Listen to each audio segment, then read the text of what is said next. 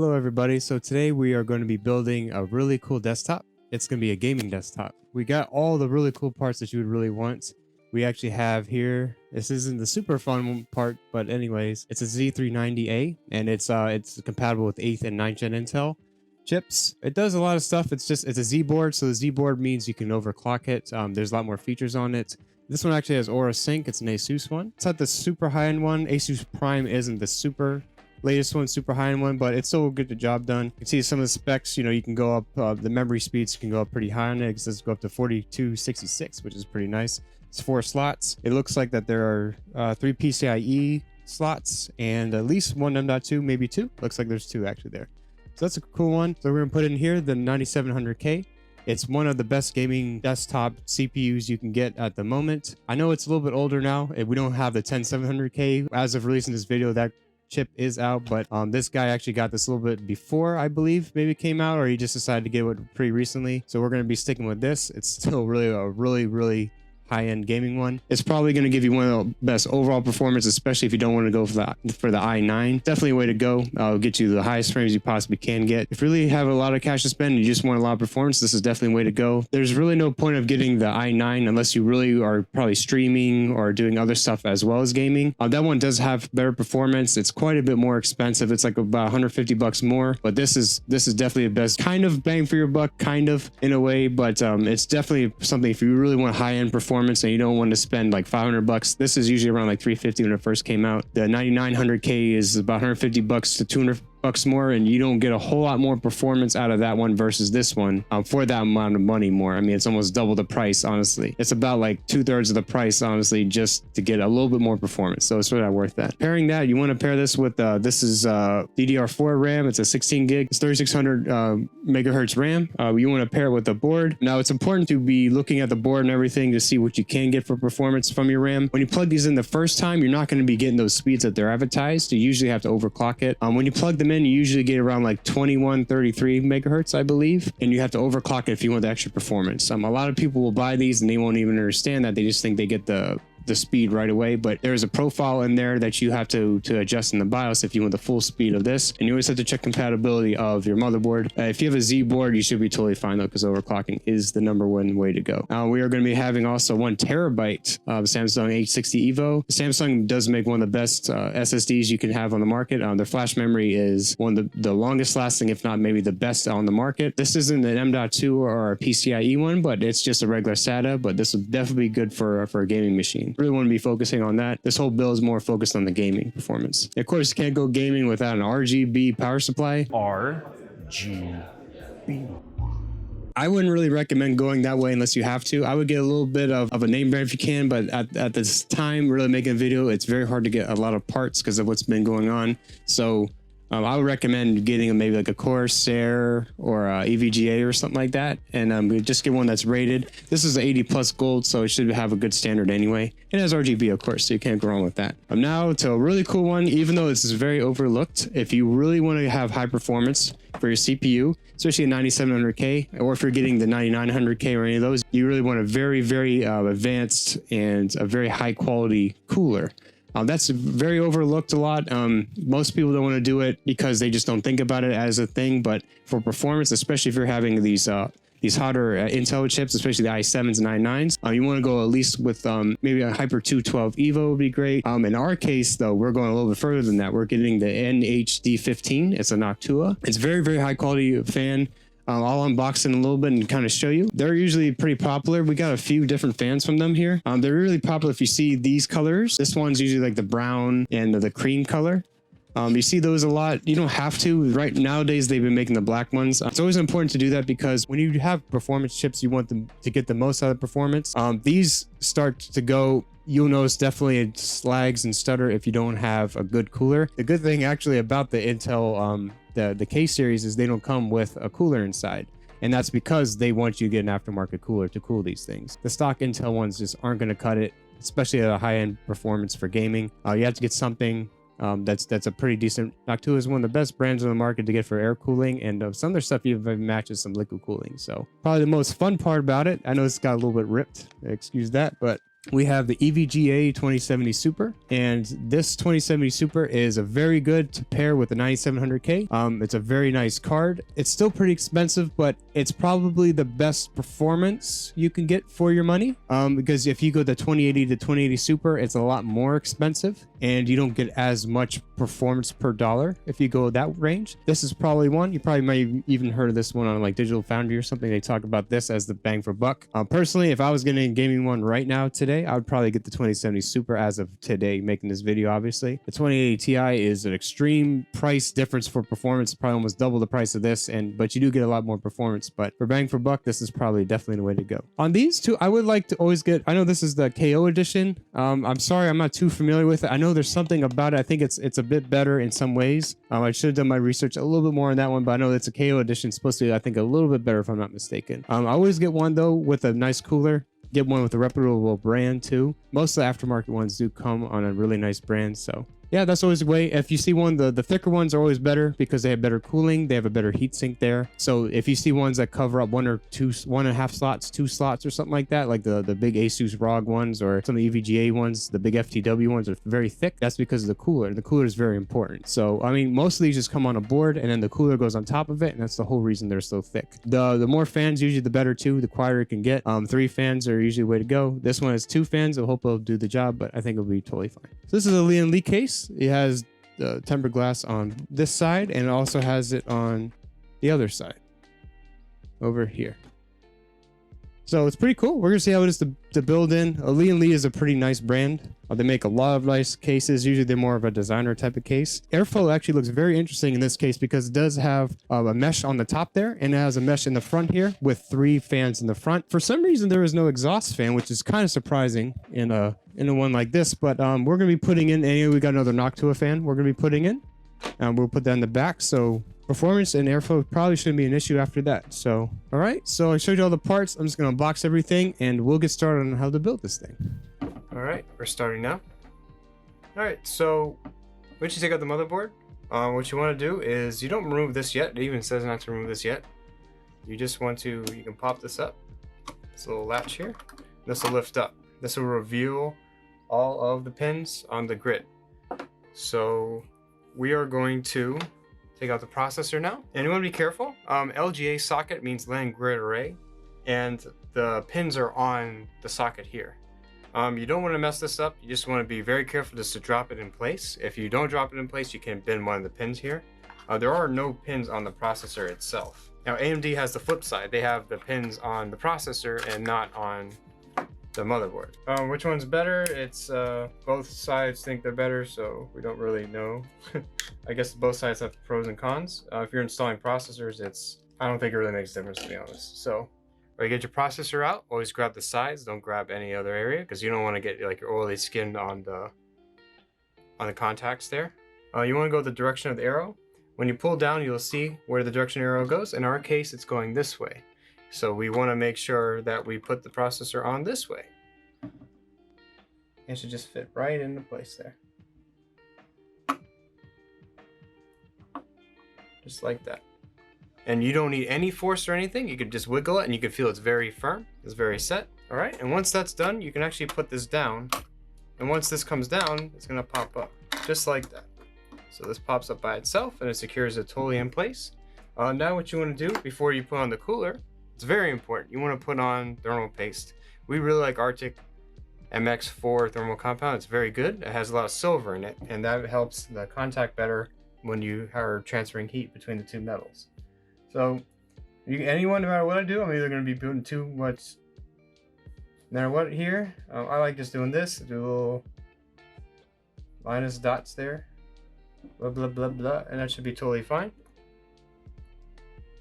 You don't need a ton of it, but once this flattens, it's going to totally spread a bit. So you want to make sure you just cover each side. It doesn't have to be a ton, doesn't have to be a little bit. Now, one of the harder things to do, and I think it's still one of the harder things anyway, is to put on the cooler.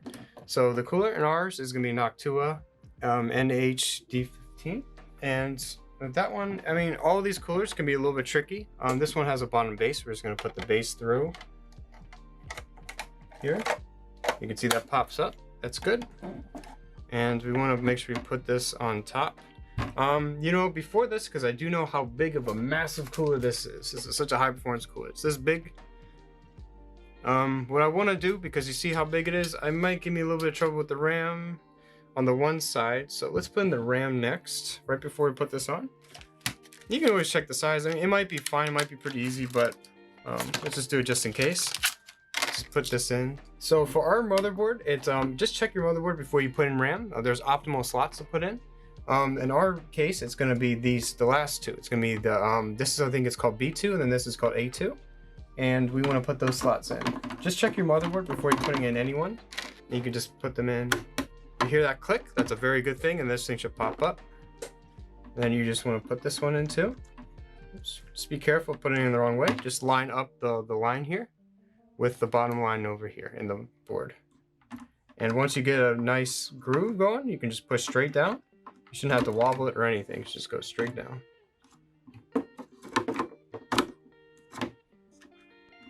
Oops.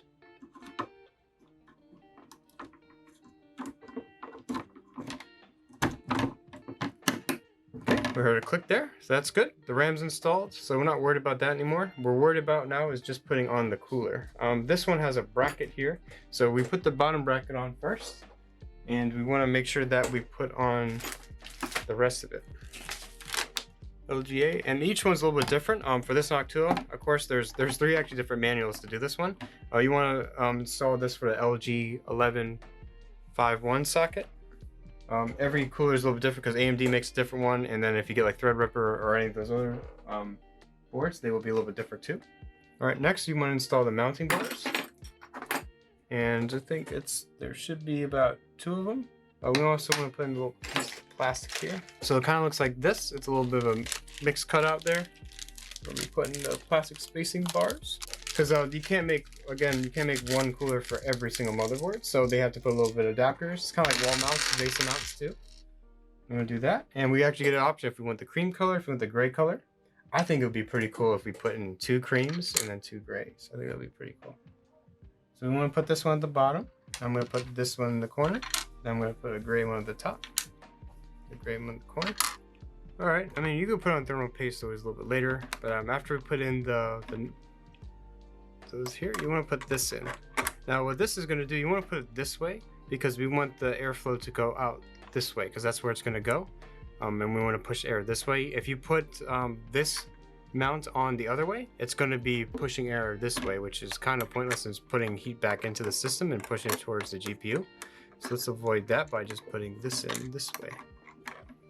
It's a little bit of a strange one, but so then you can mount it with these little mount screws. And I'm going to show you just a little bit what these mount screws are doing here.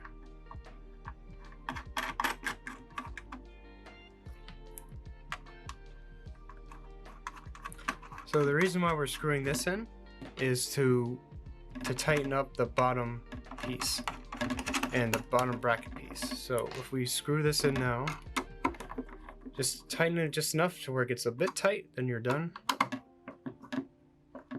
Because this is what's going to hold in the bottom bracket on the other side. I'll show you just a little bit. So once we put this in,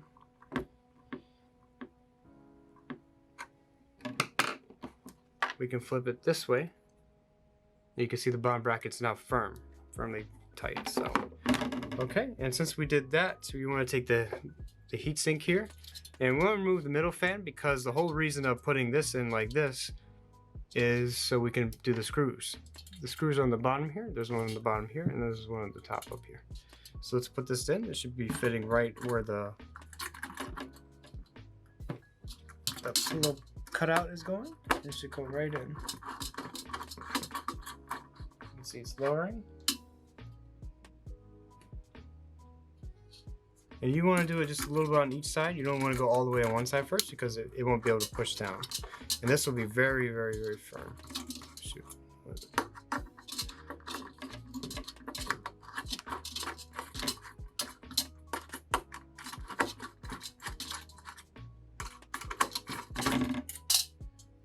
One thing you always want to do, you want to check the bottom and make sure you always want to remove if there's any piece of plastic. Ours didn't have any piece of plastic on there. I did touch that one real quick. I just want to show you guys actually.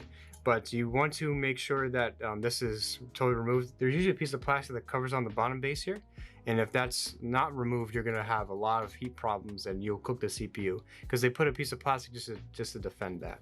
So always make sure you remove that first, and then you can put this on. And again, when we put this back on this way, I just want to show you guys that, because that's a very important and same with the kind of like graphics cards, almost anything else, you want to make sure you take off the pieces of plastic, because you don't want plastic touching metal or anything else. It's just meant for protection from scratches and dust and other things like that. But once you get it in, it will cook the CPU or whatever component you have. Plastic is never good for heat, you know, and especially for touching metal, you're defeating the whole entire purpose of the heatsink by leaving the plastic on and actually making it way worse. So this tightens here. That feels pretty good. You want to make sure that this is very firm. Go until you really can't screw anymore. So with fans, sometimes it can be a little bit confusing. So when you have a fan like this and you're not sure which way it's gonna go, usually the one that has the logo and this little piece on the back, and wherever the logo is, that means that air is going out that way. So this is gonna be an intake. So we want air coming in from this way, which this is going to do. So air is going to come in through this way. You can see it's an open fan, and then it's going to go out this way. We want air that's going to come from the CPU case in, so we want to put it this way, and then we want to push it out towards the back side. It's the whole point of this, and we want to make sure we do this, because if you flip it the other way, you're going to be doing it inverse. You're going to be pushing air from the outside and in. It's going to get much harder, because that's not how we're setting this up to be. There's some cases that do the backwards. Some people like to do it backwards. I don't know why, but they do. But I mean, you can if just the airflow is going to go in the opposite direction, but I wouldn't do that personally. Just make sure the fan fits here. That was very seamless and easy. And I know in some of the other brands it can make it a little bit more difficult. Some of the stock coolers can be a little more difficult too, but this looks like it's going to be totally fine here. And you want to check both sides to make sure it's pretty good. All right, so we're not worried about this anymore. What some people like to do is they like to test it with all this on. You like just to make sure that it turns on everything. You can get a display if you plug in the main power cable for the CPU and the main on the board, just to see if you get a display. And you should be able to do that. We're not gonna do it in this video though, because we're just gonna go through with the whole build, and hopefully everything works out the way it's supposed to be. So we're good with this right now. We can move on to putting in like this into the case itself, and let's do that real quick. So the next thing you want to do is you want to put in the board itself. But of course, before you do that, I almost forgot about it until I just thought about it right now. It's a very important thing that some people can also forget, is you want to make sure you put this. This is the panel that goes in the back there. Press it back here. Be a little bit tricky to do it. I'll make sure it just flattens there. There we go. It's like a cushion. So you want to make sure that's in first. Make sure it's in all the way. You'll hear a bunch of clicks and everything. It'll feel pretty good, and we just want to line up everything. So another thing to do, just plug in that CPU fan too. It's easier to do it now because it's such a big thing than to do it later. So let's make sure we put this in. And you want to line it up with the cutouts there. And you also want to make sure that this holds in with the holes in the back. All right, and once it's in all the way, you can feel it's pretty firm. You can put in your screws, your standoff screws. Make sure you just put a bunch of standoff screws in there, just to hold it nice and tight.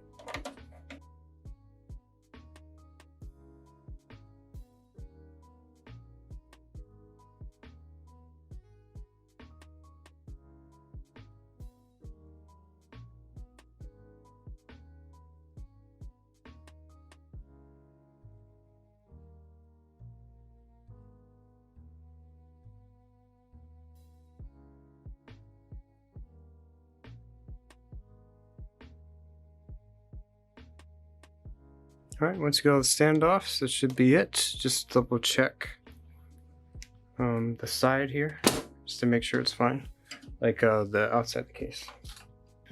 You want to make sure that the holes here are fine on the side.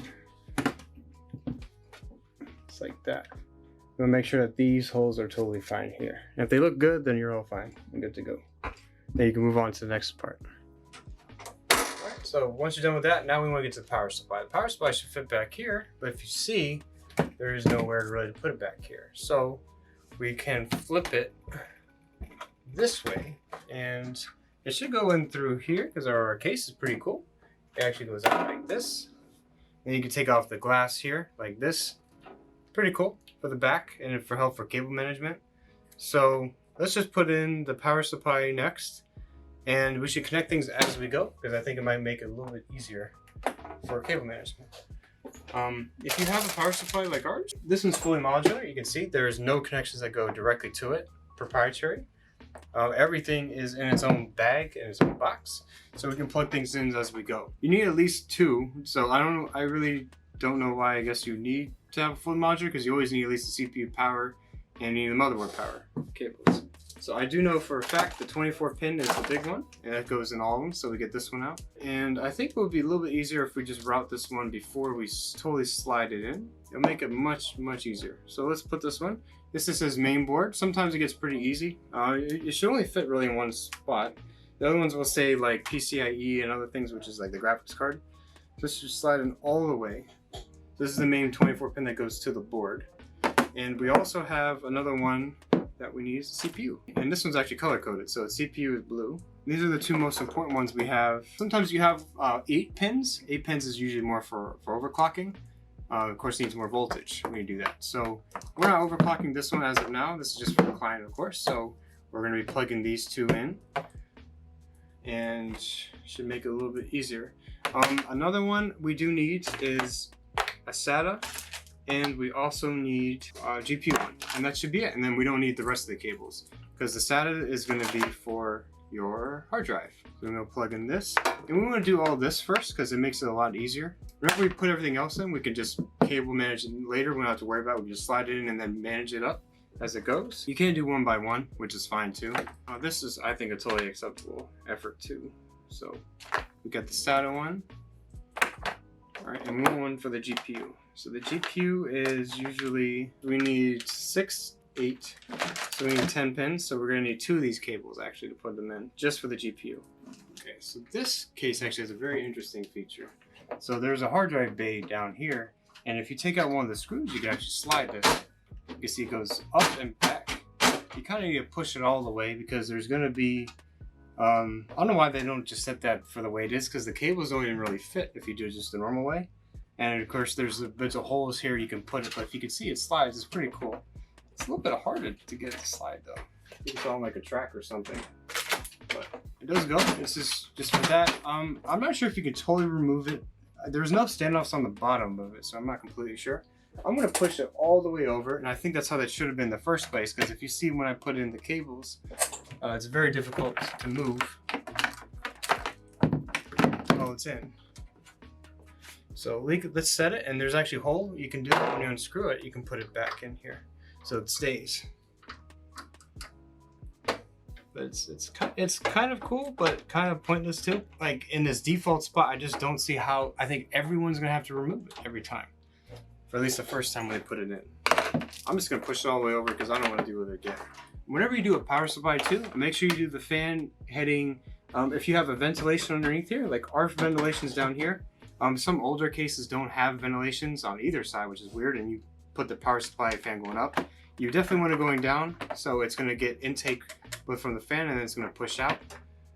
So you want to go make sure the fan usually goes down on newer cases. So let's put it in here and just slide it in. The back's pretty easy. There's a bunch of screws in the back here. I'll show you anyway. Right, and just use the included screws. Most of them are all very similar. Most of the ATX power supplies are almost all exactly the same, in that you can just plug it in here. So let's just get, there's 4 screws that came with it. Let's plug it in. There's 1,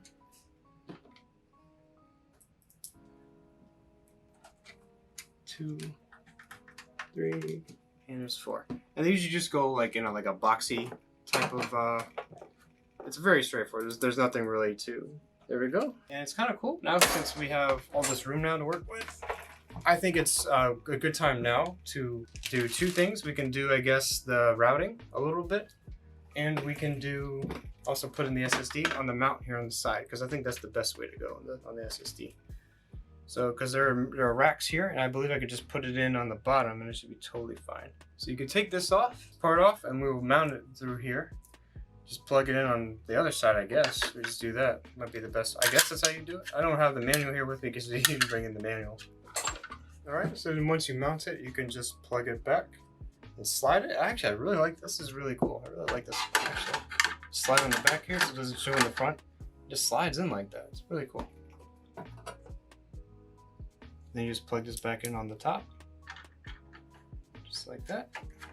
You don't really need to totally screw this in totally fine, but it's a little wobbly. I don't like that too much. I guess that's okay.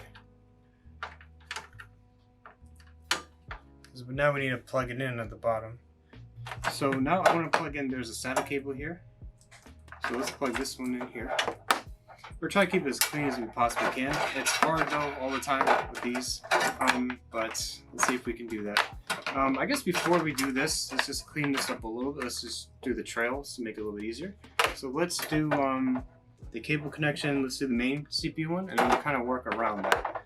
So let's see how nice we can make it look. So now we want to go from the back, obviously, because that's where we're at. And let's see if there's any holes. Get through. Let's make it easy. So a lot of the times you can come through here, but it looks like there's a bar here. So something coming through here would be fine. So there's a slot we can go on the bottom here.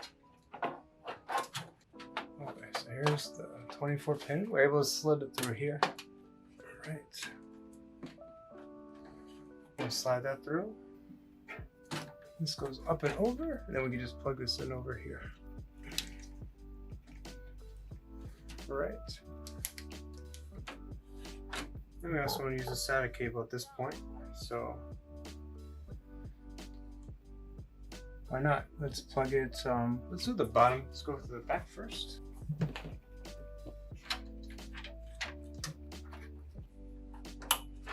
Okay. Connect it through here and go on the bottom back here. And just slide down. Should be easy to route. Okay, let's just be able to take that on the back. So that's routed there. It's a SATA cable in.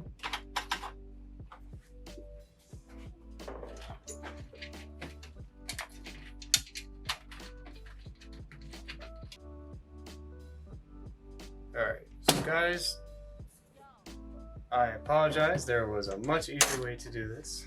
So if I flip it this way, there's a panel that comes off here, and it makes your life so much easier.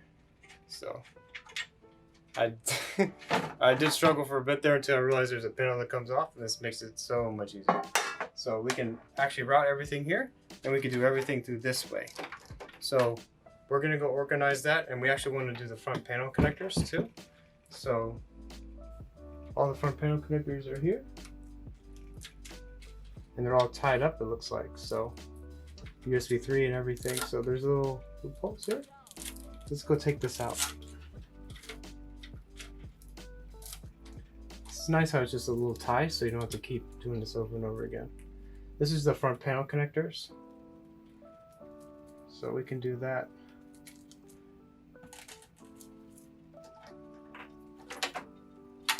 This makes it so much easier. So let's see, front panel, HD audio. Here's the word we want. Okay, we want this stuff. And this can go actually through here. So we're not stretching it too much. So you could, and this can go through here. I don't see a fan controller, so I guess we have to plug all these fans in manually. All right, so we have some connectors here. Let's go through this.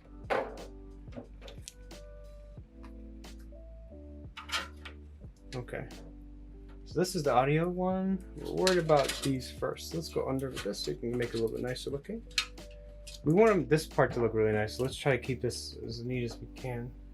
Alright, so I want to just really work on these for now. I think we have an organizer. A little bit of organizer here. This can plug into pins a little bit easier. It doesn't make a difference though, but it just protects the pins from everything. So you can just slip that in there, just like that. And you can just kind of sort it. It makes it a little bit easier. The best way actually to do that is not to do that. I'm just kidding. So you want to put it in this way. This is the best way, so you can connect them first. And it makes it much easier. It says power LED and all that stuff. If you have any trouble, you can check. Usually the words are right here, or you can check the motherboard manual. So either one. It's HDD, LED, power switch, reset, those type of things are all here.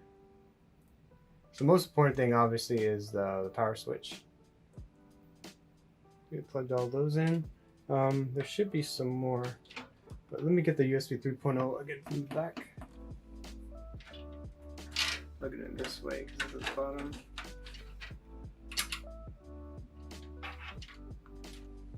Alright, so I got the USB 3.0. That's always a big one, so you can tell which one it is. Front panel stuff. So all the stuff here has to do with the front panel, like the power switch, the fans, the audio jack there. That's all has to do with this panel here. So that's all these plugs are doing.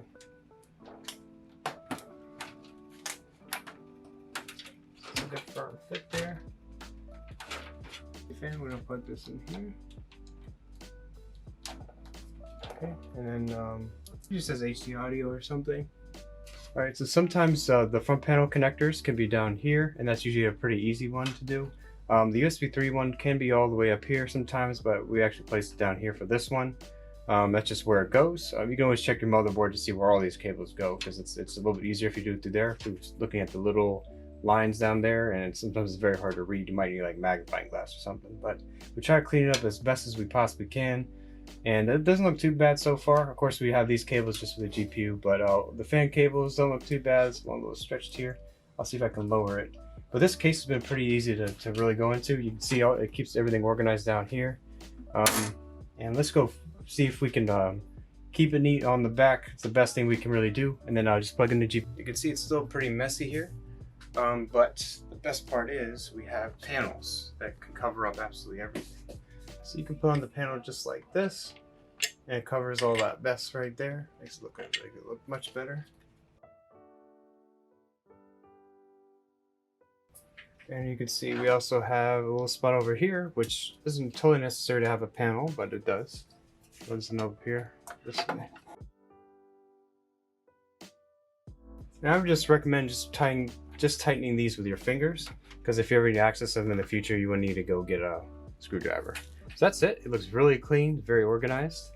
Just close this back. Just be gentle with this case especially. All right, so the last part is everyone's favorite part, and that will be the GPU. You want to make sure you remove the bottom. Obviously, a little rubber there. And I always recommend removing the plastic too. Definitely want to do that because it's a lot of heat that's going to be touching this.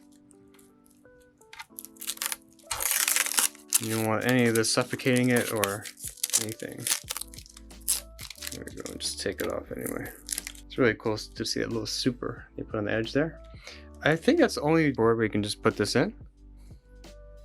And we do have a really big card here.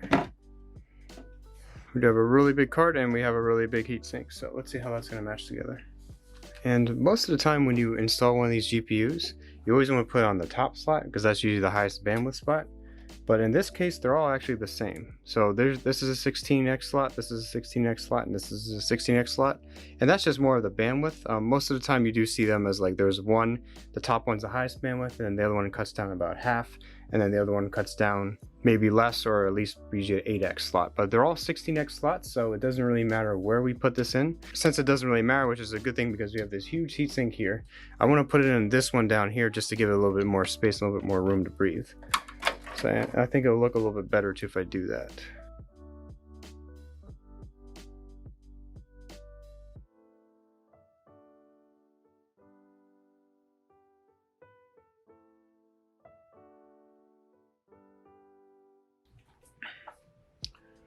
Just unscrew those little brackets there, and then you put this in.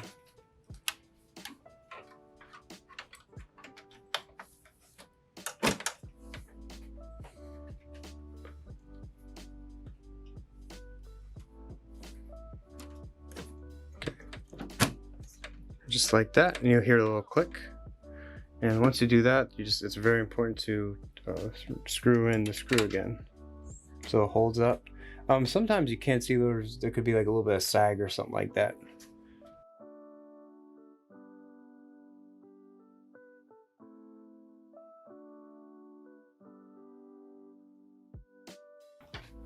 And we don't want to put it really in this one, because if we do, it's going to be a little bit clogged here. Because the fans, the whole point of the fans is to cool it a little bit better, and it can intake and cool the whole entire GPU. So you want always a bit of space. I know there's some smaller builds and everything where you won't have much space there, but that's always bad for the GPU because they will make it hotter.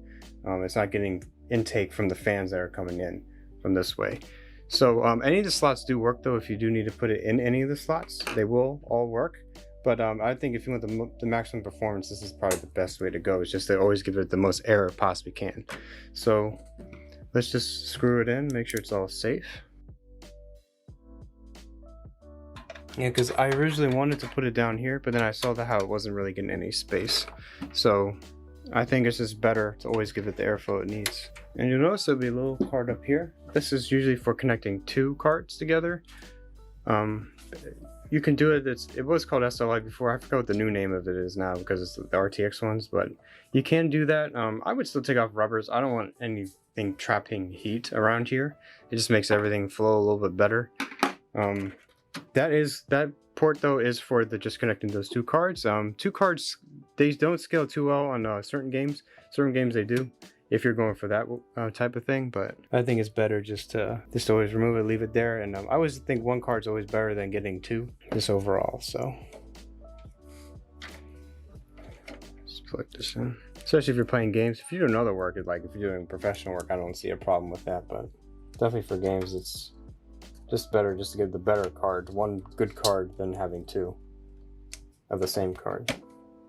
You know, all right, that's pretty much it there. We can close this up. Not much we can do really about the cables. I think it looks a little bit better going from the down than from the side there. Just keeps this whole area really clean and keeps a lot of the airflow here going. So I think we're pretty much done there. You may notice I actually had this Noctua fan. This is for our customer. It didn't fit right here on the side, but the exhaust should be totally fine still, even going through the top part. I know it's a little bit awkward and everything's a little bit crowded, but maybe we'll end up putting a fan over here. But just as this build goes right now, this is the parts I had available. It would still be fine because it's going to take air out from there. I still would really want to put a fan back here. So I think I'll do that. Yep, a little bit later, but let's just turn on, just make sure everything works. So we're all plugged in. Let's see, I got a little LED light. Let's see if it turns on. All right, so the fans are spinning, that's good. CPU fan, air is coming up out here. The exhaust up here is pretty nice. I do like it up here. I also do one in the back too, but it will flow a lot up here. Always the bottom and the back and everything because air is pushing out. Sometimes when the air comes in through here, then it will push out in the back here just because of what I think is called convection. If there anything that forces into it will go out this way. It just usually takes a little bit of time to post. We'll see. It's the first time post, so it does take a little bit of time. It looks like it's registered everything. That's always one of these American Mega Trends. That means it posted and it did totally well. Now all we have to really do is just throw in an operating system. And of course you want to always install the drivers. Whenever you get any of these motherboards, I really don't understand it anymore. They give you these disk drives. I really don't understand why they give you a disk, because no computer anymore, not even any of the nice ones, have a disk drive in it. So I really don't know what they want you to do with this all the time. They should probably give you a USB or something. They give you this because this set of drivers are very important. They're actually the motherboard's drivers from the actual website itself. If you do have any type of board, you definitely want to go to the manufacturer's website and get all the drivers. The Windows 10's drivers aren't truly optimized. I would definitely make sure you go to the manufacturer's one. They're just ones that are recommended for Windows and it'll just get you up and running. But if you want to make sure you have no blue screens, no issues, definitely go to every manufacturer, go to the manufacturer of the graphics card, go to the manufacturer of the motherboard. And if you have any other type of switches or cooling systems that need a controller or colors or something like that, you go to the manufacturer's website all the time and get drivers. Don't just rely on the Windows updates. I do that especially with the graphics driver and the motherboard drivers because there's so many different things. A lot of the computers have a lot of different components nowadays. You could have like an audio driver, high quality audio on your motherboard, and you won't be getting the most optimized driver for that. And sometimes you get blue screen errors because of the Windows drivers just aren't really compatible.